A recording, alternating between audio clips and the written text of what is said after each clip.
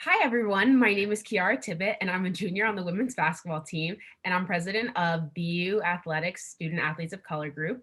And I am just wanting to welcome you all to Let's Chat with Student Athletes of Color. In celebration of Black History Month, Let's Chat will be hosted throughout the month of February.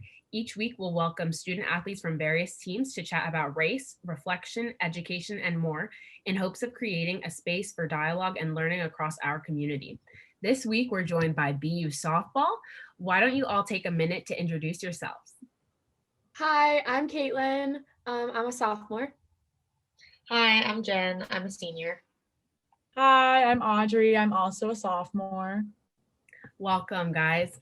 You guys have been to a lot of our previous meetings in the fall semester of 2020, which was so amazing to see your guys' faces every other week. And I think that a lot of your other teammates also showed up. So do you think there's something about your team?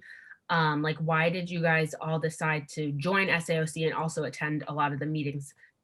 We all know you guys have busy schedules. I think the girls that go to the SAOC meetings from our team have a certain leadership skill and are able to bring back the knowledge we learned to the team. I think also like I have a lot of friends on women's basketball, including Kiara, and obviously I think it's like a great way to kind of get into like what current events are going on and be able to actually have an environment where like it's with our friends and it's a casual conversation, but it's also a way to like actually talk about the things that are going on outside of our BU community in itself. So I think it's a great way to educate ourselves, and it's obviously, like Audrey said, a good way to pass it back onto our team. Yeah, I totally agree with Audrey and Jen. And I also think our team does a really good job of like creating an environment in which like we are supposed to be set the example for others. And like we all agree that this is a great community to be a part of at BU.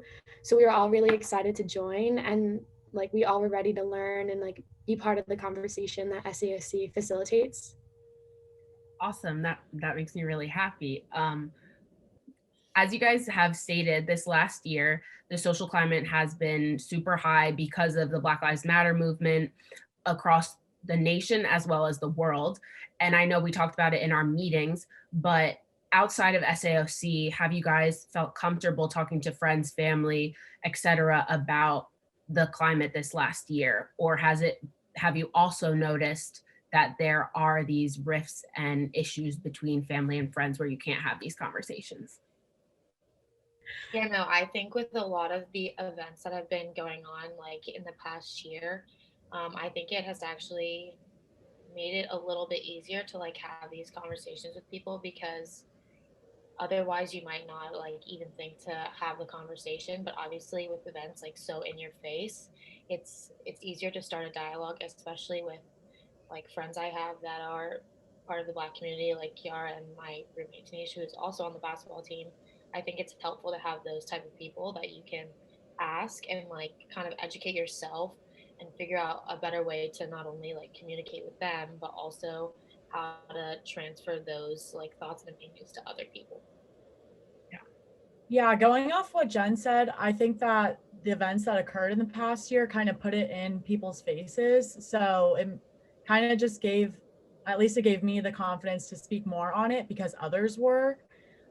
There are obviously still like awkward moments sometimes, I think, with like conversations pertaining to Black Lives Matter and just like some like racial injustices. And that's just because I think people kind of aren't willing to make a change. But I'm a pretty strong willed person. So I think I am pretty comfortable speaking about the topic. Yeah, I think definitely this past year has given me not only like the verbiage, but also the confidence to be able to talk on this a whole topic and on social injustice, and be able to really like know what I'm saying. And especially in conversations with family and friends, just being able to like strongly word what I'm trying to say and my opinions. I really like learned a lot from SAOC and was definitely able to take what I learned from the meetings and like implement that into my conversation I'm having with friends, or like if my family members have questions or something like that. So I think like the meetings and just like having like a learning environment is not only helpful to like me, but it's also helpful to like my extended family as well. Right. No. Sorry, I'm just gonna add one more thing. When talking about obviously like the SAOC meetings and like us being able to talk about things like a little more openly with other people, I think although like the events that have happened are obviously terrible and it's like bringing a lot of things to light, like our team, like SAOC just started kind of after a lot of the events began, and I don't know if that's necessarily something that like we would have had without it. And like for our team also, we started a social injustice and inclusion group, and that is another thing on top of the SAFC meetings to kind of like help educate ourselves and make it a bigger topic amongst our team. And I don't know if that was necessarily something that we would have started without it. So although like a lot of the bad things are terrible to see, it is also, I think, starting to spark the at least talk and like action of change a little bit more. No, I totally agree. I mean, I think SAOC picked up a lot more speed after the events because it like not many people could attend in the spring when we were just starting in 2020. So I think people wanted to get involved more. I'm glad you guys have that space on your team so that you guys can talk about that even outside our meetings. And also with the educational piece, I think we've been let down by the American school system a little bit. So I thought it would be interesting to talk about, or the lack of talking about Black history that we've learned in school growing up in America. Because I know even when it comes around to Black History Month, you just like listen to the I Have a Dream speech by MLK and you learn about Rosa Parks, and then you're taught that Malcolm X is a bad guy. So that's pretty much the extent that I was taught growing up. And I feel like every year it's just a repeat unless you take a specific course. And now, like at BU, you can take African American history that me and Jen took. But I was just wondering how your experiences were growing up, or if like you're getting the most exposure right now at BU. I completely agree with what you just said. When you first asked the question, my first thought was MLK and Rosa Parks. And I feel like in school, they mentioned that it was Black History Month. And then we talked about MLK and Rosa Parks, and then it was just kind of like moving on. And yeah, I definitely think SAOC has been the most exposure to like Black history, Black education in general, at least for myself. So I really am benefiting from it. Awesome. Yeah, kind of like Audrey said, I think a lot of what we learn in high school and even in elementary school is very what they make it seem like is the past, even though a lot of those issues are still present today. And I think that is the big gap. Like, although you're talking about stuff that happened in the past and making it seem like it's gotten better, it hasn't, and that is becoming very evident now.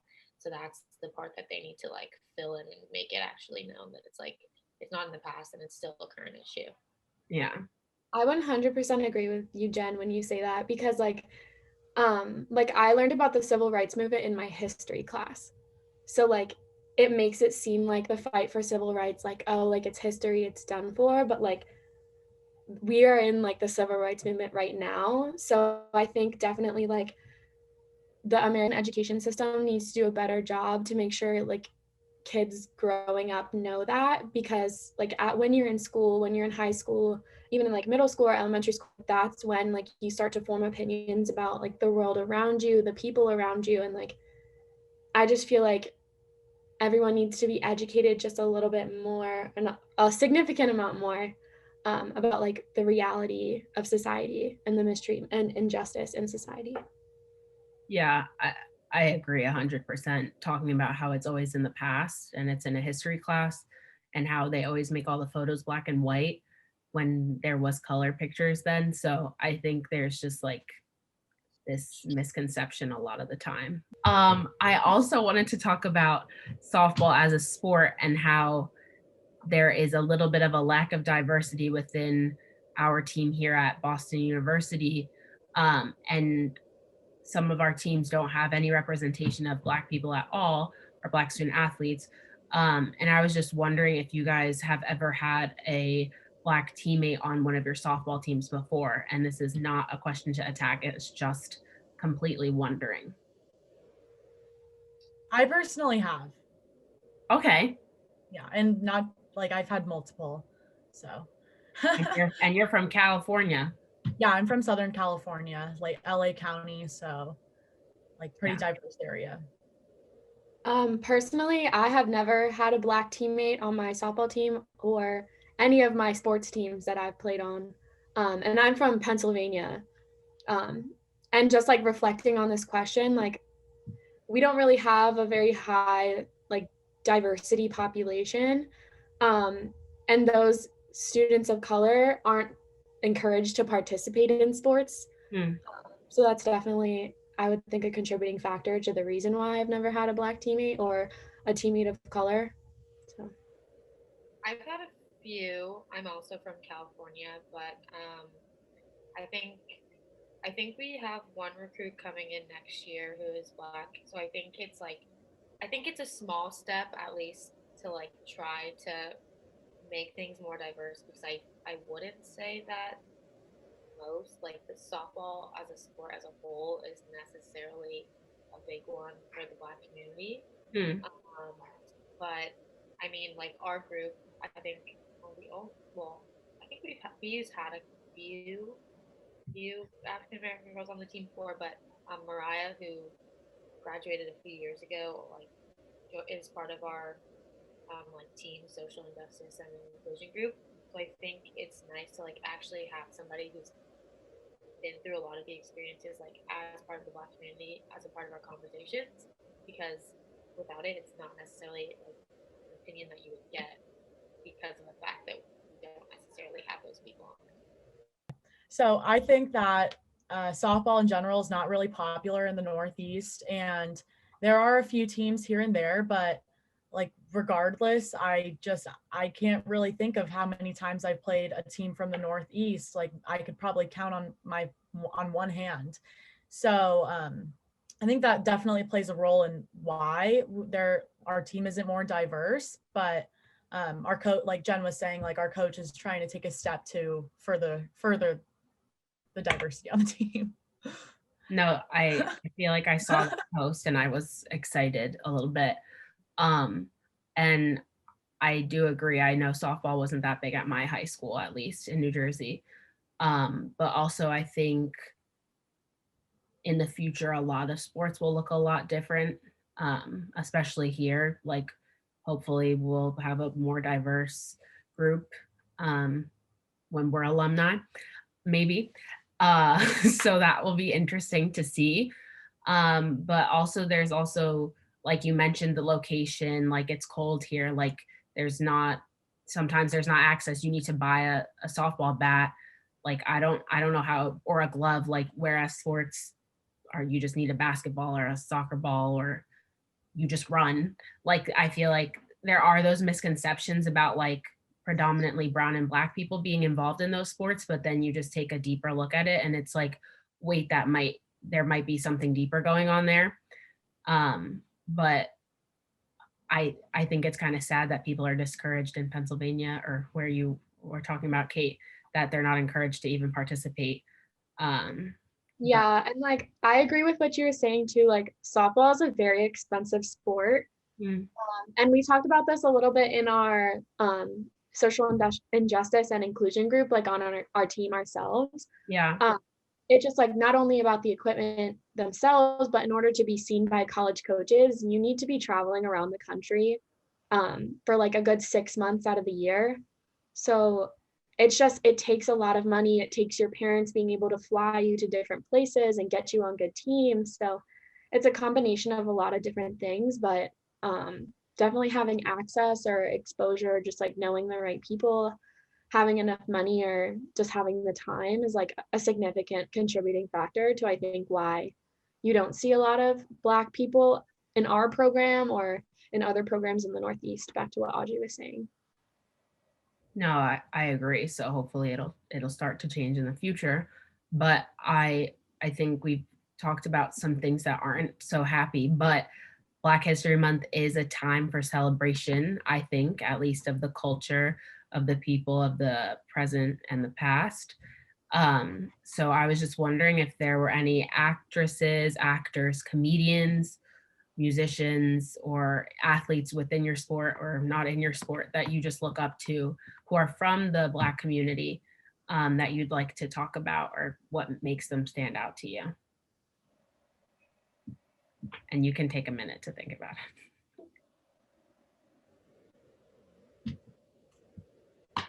I have a person in mind. I was a big fan of the University of Florida softball growing up, and my favorite, or one of my favorite players on their team was, her name is Alicia Ocasio, and she is just like a phenom on the field. Like, she is a pitcher, she played third base, which is kind of uncommon, and she hit really well. She was definitely someone I looked up to. I wanted to be like her. And she's definitely, I know Caitlin and Jen probably both know exactly who she is. And she's definitely made a name for herself and kind of represented the Black community in softball. Awesome. Yeah, I think another person from University of Florida, actually, who was on their team a few years ago, but Kelsey Stewart, she is on the Olympic team right now for softball, which like just came back, but I think it's like a really great opportunity for her and for the sport to like be back in the Olympics and for her to be on the team, just to have some representation. But I think it's like really awesome for her to be able to like show off how good she is and stuff on a global stage. Another player that I look up to as well, who I watched on TV all the time and like tried to like model my game after, was Shea Nighting. She was just like absolutely insane, and she was always like a great person to be able to just watch, like in the World Series or even just like in regular season games. Like the way that she carried herself and just like the absolute like power and like grace in which she played the game with was like amazing. Awesome. I haven't heard of any of those people, but I will be looking them up. And hopefully we will, maybe we can talk about them in a meeting, and maybe I'm sure they've done something in the current situation about the movement and how they protest. Would be interesting to look at as well, especially in a predominantly white sport, how they even like tackle that. So I think that would be interesting. But I don't want to keep y'all any longer. Thank you guys so much for your time and joining us for Let's Chat for the month of February for Black History Month. I can't wait to see you in the next SAOC meeting to chat about, you know, whatever is necessary for that week to relieve our stress. So have a great night, guys, and see you soon. See you soon. Thank you. Bye.